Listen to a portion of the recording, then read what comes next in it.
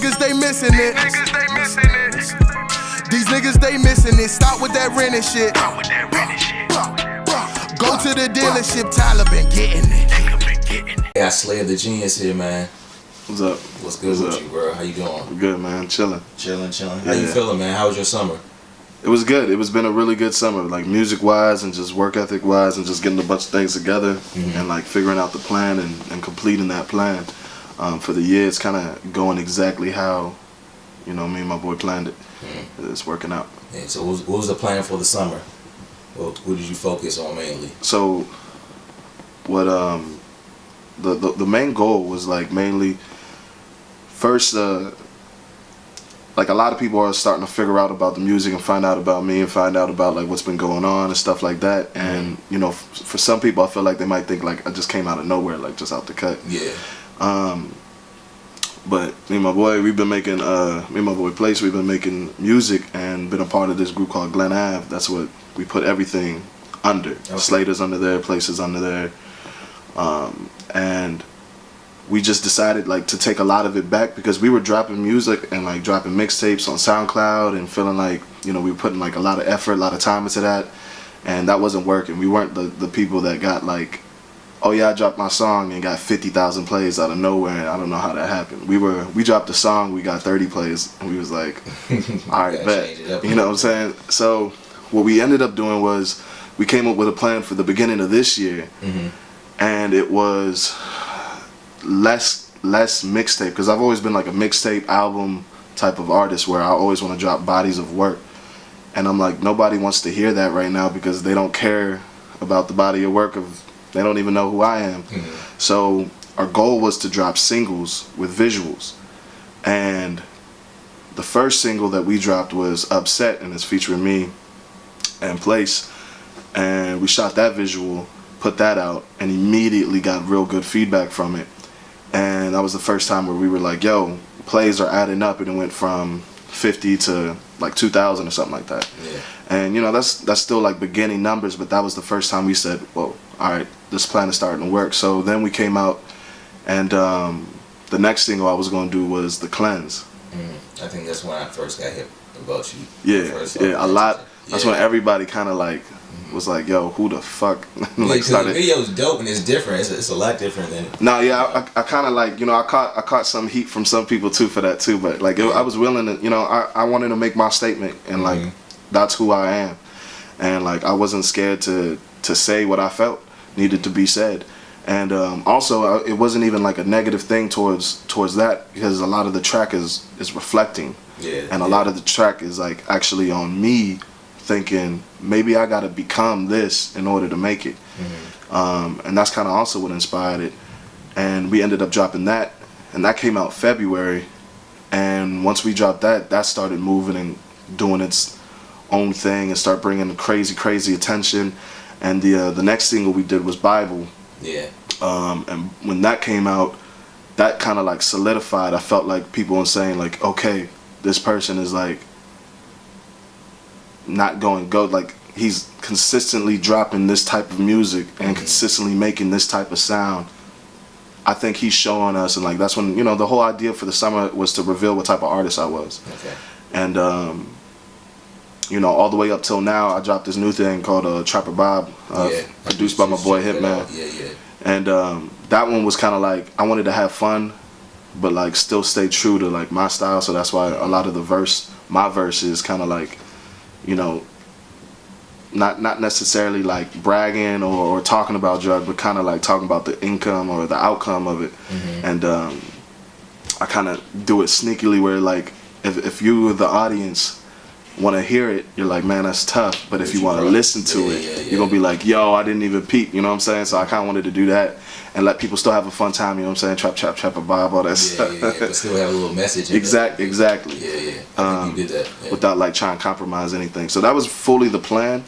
And like a lot of people ask me like, why wasn't, The Cleanse or Bible or anything like that on all platforms? And it was because like, I'm just keeping it a buck, like, I ripped them beats off of YouTube.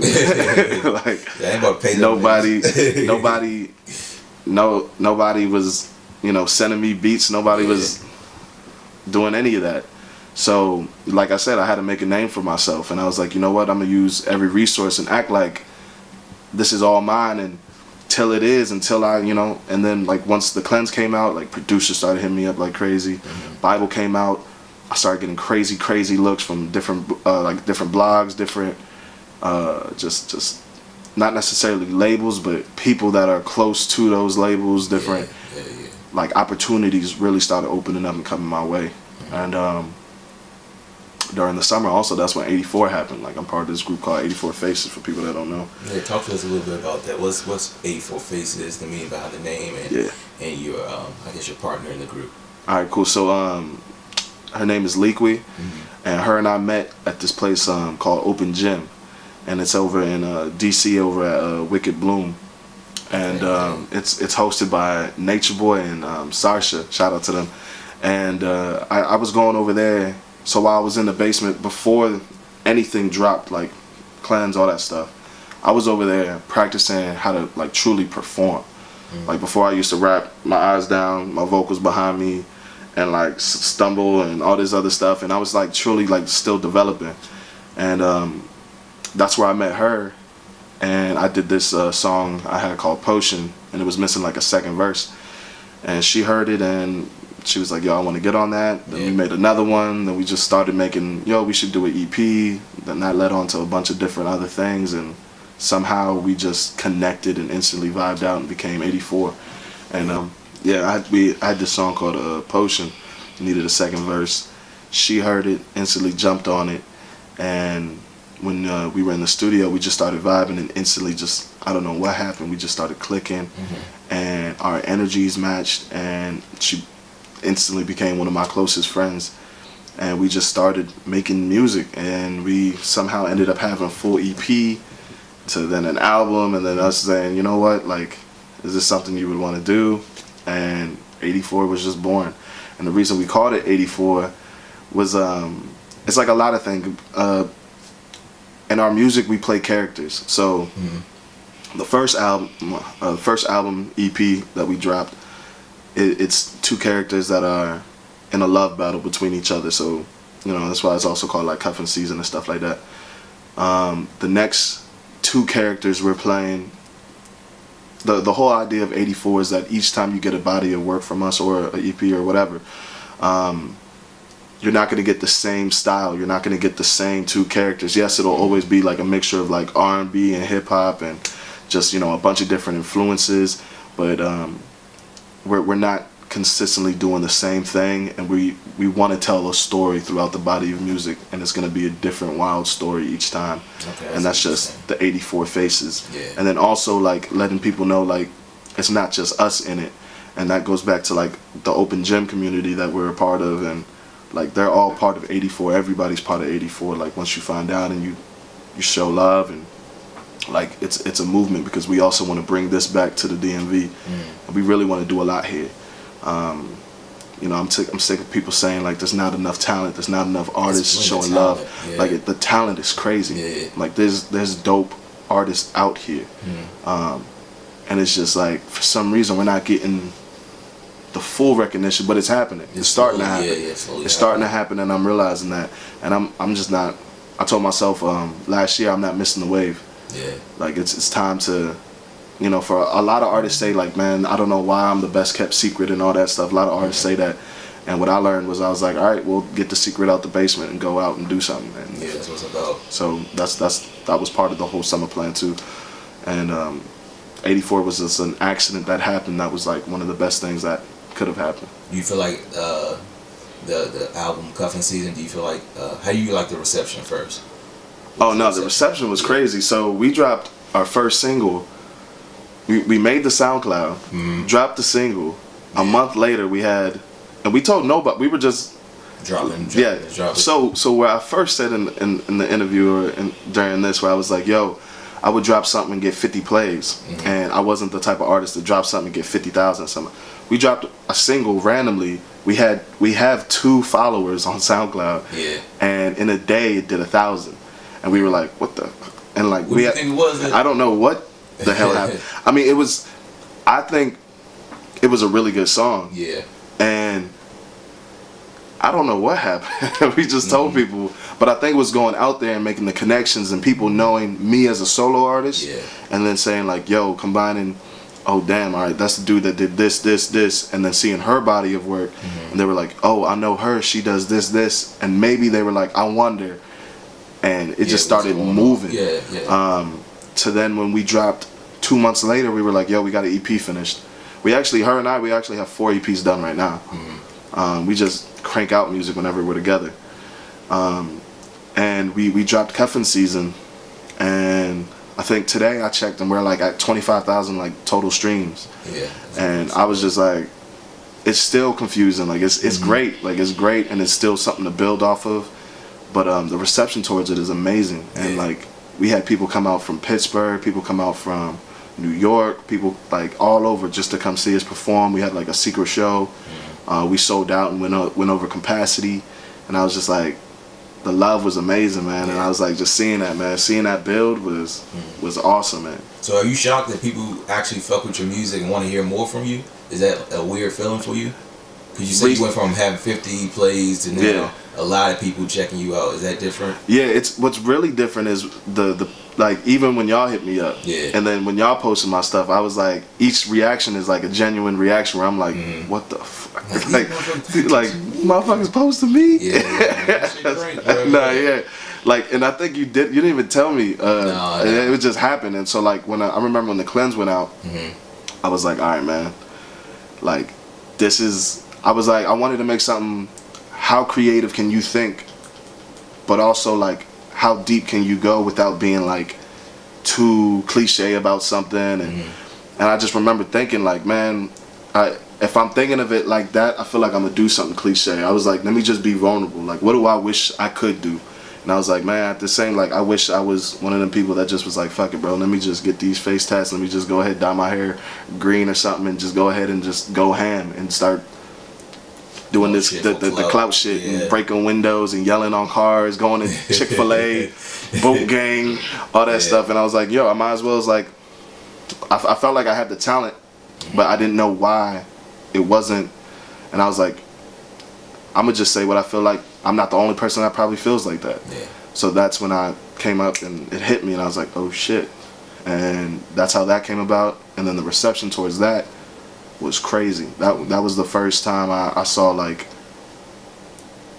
over like 50 different blogs, and just like over probably 400 or 500 people in my DM just hitting me up saying this and and what it did for them, and how it either helped them or how it made them see or feel some type of way. And that was the reception that really like blew my mind. And I was like, man, all right, cool, I got to keep it going. And then people saying they want more, and then we gave them Bible, then we gave them smoke for free, then they still want more, and I was like, all right, drop a Bible, we gonna have fun. Gave them that, and like people are cranking that joint, and that's getting really good reception right now. I was just checking like some of the stuff from feedback from that, like that just dropped everywhere today. Yesterday. Okay, Tuesday, it finally came out everywhere, and that was already doing like pretty good, like in terms of all, you know, like streaming services, and like just getting feedback from that, like that was dope. And I was like, oh, like this is something, you know, I'm gonna keep staying consistent with and pushing and fighting for. So back to what you said, you got to a point when you was making the cleans that you felt like maybe, you know, you gotta change your style up or maybe adapt a little bit. What kept you, you know, true to yourself during those moments? I got like five little sisters and one little brother. And I was just thinking like, they're gonna look at, I always believe, like truly I believe like it's gonna happen. I'm gonna get it. Like I'm not, that's something I believe in right now. And I didn't want them to see how I got it and feel some type of way or be like, you know what, you know, my version of going out and doing it like this, if I want to do something, I didn't want them to do it the way that everybody, the mob has realized, you know, to do it, or anything like that. And I didn't want to influence them on some stuff that I wasn't even really about, like, you know, the drug age of rap, the savage age of everybody being like strapped up, but not really being strapped up. it's just they cool with the people that's strapped up. You know what I'm saying? Like, I wasn't about to do all that. I was like, I'm gonna just stick to what I've been doing, and I came up with the formula of I'm gonna just start dropping crazy content that's just undeniable. Like, I wanted to drop something where if you saw it, you stayed, and I figured out like that's my formula. You got to drop something that's worth like, and I wanted to catch attention, so that's why I was like the intro of it. I'm like gripping the chain and everybody's looking, and I felt like if I saw that, like I'm the type of person when I find an artist, I go down a rabbit hole and I just start clicking on YouTube or something like that. And I was like, all right, what's my rabbit hole? And I was like, and I pulled the chain out and I saw them, and I felt like that was the thing that caught the eye. And then you heard the beat come in. He was like, he about to rap on this beat, and he was like, on Face That's Real, and then you're like, you know, you make your way through it, and he's like, he's rapping like this, and then the message starts coming, you're like, what is this? And then finally, you know, the big reveal at the end, and I felt like that's, you know, I was like, I need to find my own style, and that's my style, you know, like, I still put messages in my music. I'm not trying to be overbearing or anything like that, but that's who I am. Yeah, so when it comes to the visual aspects of it, when you make a video, you try to, I guess, shock. It would be shock value. Try to get them with the initial shock value, and then reel them in with, you know, I guess the lyrics and everything else you.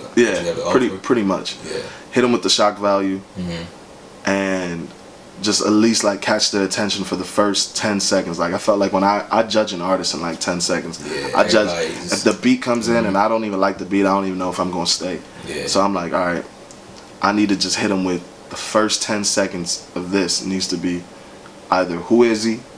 Oh, is this somebody that just got signed? Like, just literally just make it as much as, you know, as much attention as possible. And then finally, when you allow me to say, all right, I'll give him another 20. That 20, I reveal who I am, and I do, you know what I'm saying, I do my thing. Yeah, so let's talk a little bit about your style. So, your rapping style. So, you got bars, right? So, like, when did this start for you? When did you start rapping? And I guess really, when did you first start taking it serious, or you knew that you were better than a lot of other people? I started taking it seriously. What's funny is I called him when I was 14. I called my boy Place. Yeah. When I was 14, and I was like, yo, I forgot where I was, but I was at like a bus stop or something. And I was like, yo, I want to make music. And he was like, yo, I've been wanting to make music too. And we had a first like label called Paper Thin Label, and that was what we were gonna put everything under. And we didn't do anything. We just like made a bunch of music and didn't really put it out. But we started developing our styles. Like me, I used to rap like how to compare my rap style to somebody. I was probably rapping more so like trying to rap like Eminem or for real. Yeah, or like MGK or something, like trying that fast, like super fast. Yeah, type thing. And I was trash. And then I was just rhyming, bro. I was like lyrical, miracle, spiritual. That was my I was rapping like that. And I want to say when I was finally like 20, that's when I felt confident, and I dropped my first project. And I was really influenced by like the South, and it slowed things down for me. I'm not trying to be like, I feel like when it comes to bars, nobody fucking with you. Nobody's got a pen like me, bro. Yeah. And I'm not trying to be. I'm just confident, bro. That's how you're supposed to feel. You're supposed to feel confident, right? Yeah. Nobody's got bars like me, bro. Yeah. I feel like nobody, and I've been working on it since 14, like seriously figuring out how to write, how to find my sound. What's your rap voice, you know? That's always important. Like that's difficult. I used to rap high, I used to rap super low, and then I finally found like, yo, just rap. Just be comfortable. Yeah. And like I studied Nas, I studied Biggie, I studied Hov.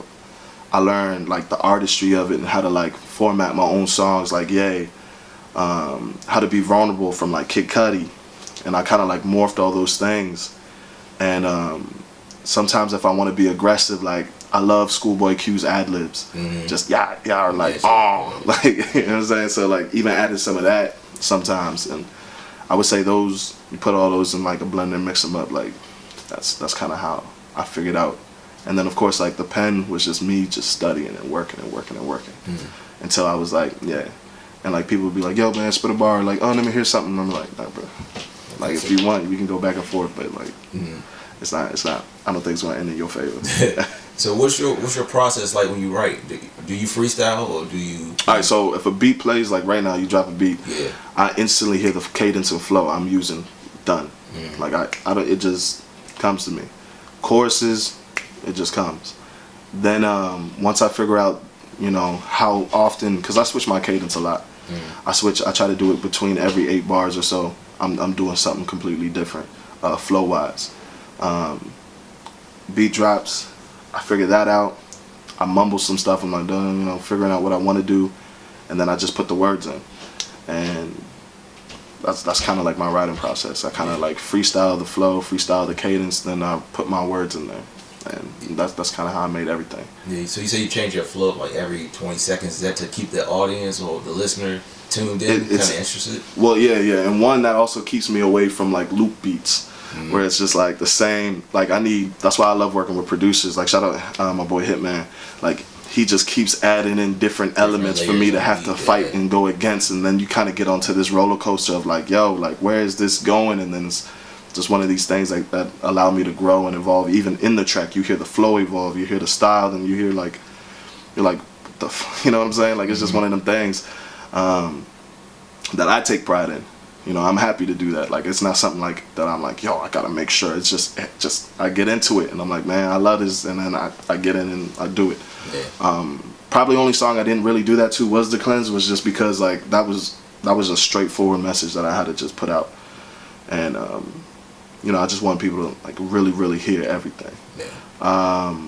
So what do you think about the scene as a whole, like as far as unity? Yeah. You know, the question I ask everybody who comes through, like, what do you think about the D&B scene as far as unity? Do you feel like right now that we're uniting and working together, or do you feel like there's a lot more work to be done? I feel like we are uniting. It's just taking really long.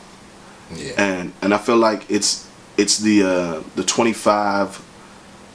20 to 25 year olds up to maybe like 30ish that are like sick of it, that have really hit like this wall of like, nah, it's done. It's time like to hurry up and get this process going, because there's so much being left behind and like time is being missed. But what I feel like people need to realize is not about like how old you are anymore. It's really about today and what you're doing now, and that's what's going to build the unity. They're thinking about, man, I'm 20, you know, something. I'm 28. Like I'm running out of time. Like put me on, and it's just not going to happen that way. It's like you just got to be ready today and actually go out and do your thing and make these different connections. But I mean, it's happening. I mean, people are getting put on. Like, you know what I'm saying? Like you got Rico, she just blew up. You got IDK blowing up. You know, you got just a bunch of different artists. You got Q the Fool just signed to Def Jam, and like I'm like, yo, okay, so like the attention is coming here. Now it's time to say what this attention is. Like, what do we have to offer? And I feel like a lot of people confuse the DMV with like, you know, everybody. We're the ones that really want to separate it. DC, you know what I'm saying, Maryland. Everybody else look at it like, everybody looks at it like this, but we're always bickering in between each other. But finally, I think we've reached a point where it's like, all right, fuck it, like let's just get it. Yeah, DMV, because fuck it. Like because it's about time, man. I feel like it's just we have a lot of talent, and it's gonna happen. Yeah. So what you got coming up? What type of music? What type of moves you got? Planned for the end of 18, coming up 19. So we got the 84 Faces album dropping, and we'll have our listening party either a couple days before, and I'll probably know that in, you know, a bit. But 84 Faces album coming out. I've got a solo project I want to drop either November 10th or no later than December like 1st or 2nd. And that'll be like a full body of work. I want to do like maybe, you know, a minimum of like 10 tracks on there. You got the Trapper Bob video. It's coming soon. Single out right now. Single out right now. The visual probably maybe a month or end of this month, or no later hopefully than October. And I already got the whole concept. You already know. Yeah, you already know. But look, I'm gonna do this. I'm gonna give them. I'm giving what, you know. It's called Trapper Bob. You can expect. but I'm also doing the very unexpected. That's just gonna be like, I already got it. Like I'm excited about it. I want to tell it, but I don't want people to know yet. I think that's going. I think Trapper Bob, once the visual comes out, is gonna kick down the door completely. I think it's gonna tear down everything. Like I've been just slowly building this buzz of like, whenever he drops a visual, I gotta watch it. Like something's up. I think this visual, the whole idea that I got, is about to be something like special. After that, you know, I think that's pretty much the rest of the year, and you know, of course, like doing shows and stuff like that. Yeah, I'm glad you said shows. Cause you said earlier you perfected your performance, your live performances. Yeah. So what was it like before, and what was it like now, and what was your most memorable, you know, performance? I would say Fillmore when I opened up for Saba, or Velvet. I was over at Velvet Lounge, and we did we had an 84 set, and I also had like a solo set just before that. Yeah. And it was just like the crowd interaction. I used to never interact with the crowd. I used to kind of, like, when I mean like I was just rapping. So like finally, this kind of goes back to where I was in the basement, and I was saying I was perfecting my craft and writing and making songs. So then I felt like I had that down packed, and I was like, all right, cool. Like, your pen is fine. Nobody's gonna fuck with you. Now when I used to do those type of lyrics where I was like blowing aside the air, you know what I'm saying, rapping like that, I would be the dude that would rap it and look down and not like make eye contact or like express it fully. I would kind of like be hesitant and always look down and be like, people would be like, yo, he's killing this shit. But at the same time, like, I would still get people that would like want me to win and be like, yo, you know, you gotta look up sometimes, bro. Like, you gotta, they want to see you. And I was like, you know, so I kind of perfected that. I did that, and just like crowd interaction, talking to massive amount of people and leaving an impression for them to remember you, not only through performance, but through, you know, having purpose and words and meaning in the music and expressing that even before the track plays, but quickly, you know what I'm saying? Like, in those timepieces, making a statement. And I'm known now as like, oh yeah, he's got something to say, all right, and we about to listen. And that's what I even added into my performances. Yeah. And I think that's what also keeps people to stay and like, all right, I got to see what he's going to do next. Yeah. So one final question for you out here, man. So what advice would you give to, you know, I ask this question to everybody who come through, man. Yeah. So what advice would you give to any up and coming artist that's looking at this interview, or, you know, just loves your music? Yeah. What advice would you give them? I would tell y'all, one, get the game plan. That's what I did. I literally wrote everything down that I wanted to do in the year. After you get your game plan, you not only, of course, execute it, but you have to go outside. A lot of artists think like, yeah, you know, it's the internet age, you can do everything, send this, send that. You need to go outside. You need to go to open mics. Like, I know, and you might feel like, oh, I'm better than that, or I got 10,000 followers or something like that, or, you know, me at an open mic, like I'm too good. No, you're not too good. You don't know who's there. That's like what happened. I didn't know who was there. I started going there. I started making connections with other people. You need to talk to photographers. Yo, give me this picture, or, you know, do this work for free. No, like, communicate. You know, they may be getting invited to festivals and just may have an extra ticket. You never know. Like, make connections with blogs, make connections, like, meet people. You can't be scared, and also play your music. Like, a lot of artists, like, we hold music.